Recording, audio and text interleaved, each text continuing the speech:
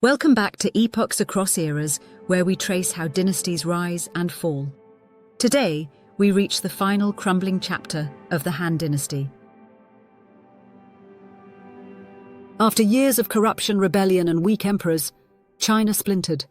The Yellow Turban Rebellion had shaken the empire, and now the pieces began to fall apart.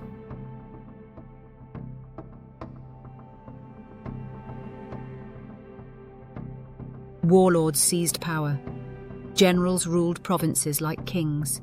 The imperial court became a puppet show, its strings pulled by ambition, betrayal, and blood. In this episode, we follow the chaos that ended Han rule and gave rise to the Three Kingdoms, an age of heroes, tyrants, and civil war.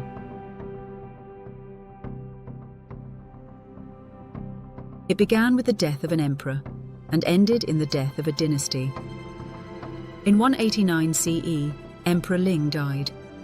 His young son Liu Bian took the throne, but power belonged to the eunuchs and rival factions.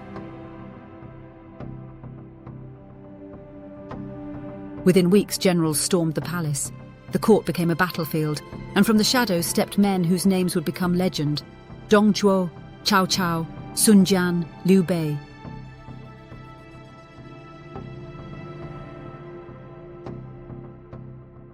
This isn't just the fall of a dynasty, it's the origin of the Three Kingdoms. A time when China was ruled by swords, strategy, and shifting loyalties. By the late 180s CE, the Han Dynasty was an empire in name only. The Yellow Turban Rebellion had exposed the government's fragility. To crush the uprising, the court had empowered provincial military governors, men who now refused to give that power back. The emperor had no army. The court had no money. Each province became a fortress ruled by warlords with personal troops and political ambitions.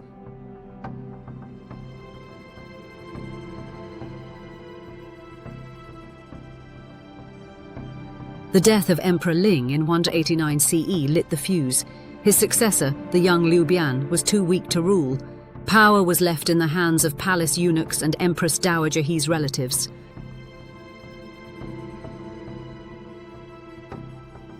One man took advantage, Dong Zhuo, a general summoned to restore order.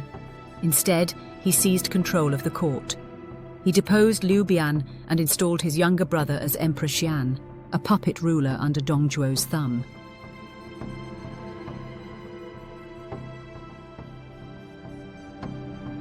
Dong Zhuo ruled through fear and fire. He executed rivals, looted the treasury, and moved the capital to Chang'an for his own safety. His brutality shocked even the chaotic times. In response, a coalition of warlords formed to stop him, including Yuan Shao, Cao Cao, and Sun Jian. But their alliance was fragile, and Dong Zhuo held on, until betrayal from within. In 192 CE, his own foster son and bodyguard, Liu Bu, assassinated him in a dramatic coup. But instead of restoring order, the vacuum worsened.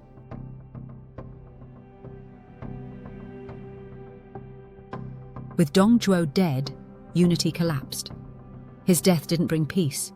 It shattered the remaining balance. China fell into a multi-sided civil war. Warlords claimed territories, forged shifting alliances, and battled constantly. Cao Cao, a former court official, took the emperor under his protection and established control over the north. He used the emperor's name to issue decrees, giving himself legitimacy while keeping power centralized under his own command.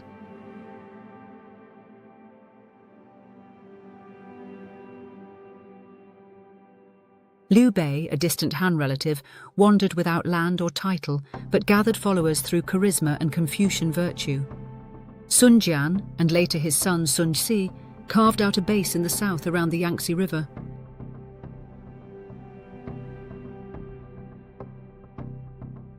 Every province became a battlefield.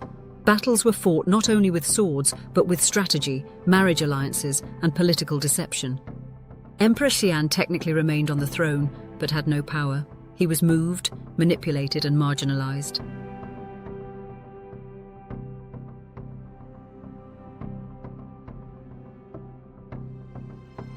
Cao Cao's control over the emperor gave him the appearance of legitimacy.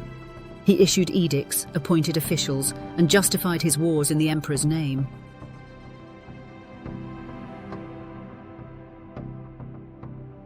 But other warlords saw through the illusion.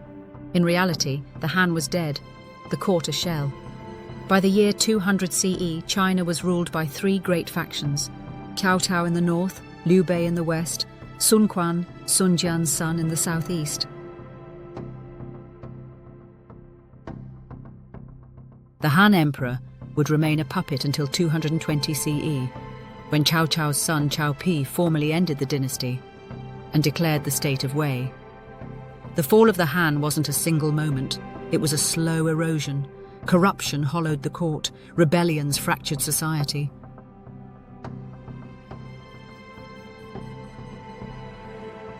And when the empire needed unity, it found ambition instead. Warlords like Dong Zhuo and Cao Cao didn't destroy the Han. They filled the void it left behind. And while the emperor still wore a crown, it was generals who gave the orders.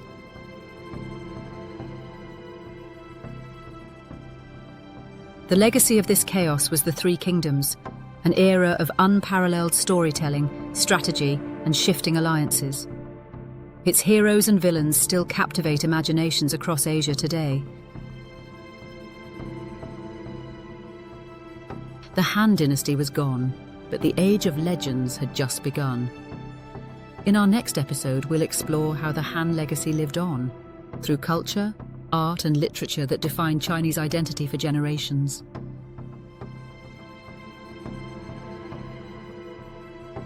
Thank you for watching Epochs Across Eras.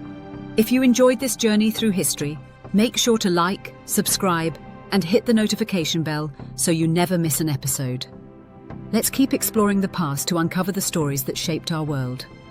Until next time, keep questioning, keep learning, and keep exploring the epochs that define us all.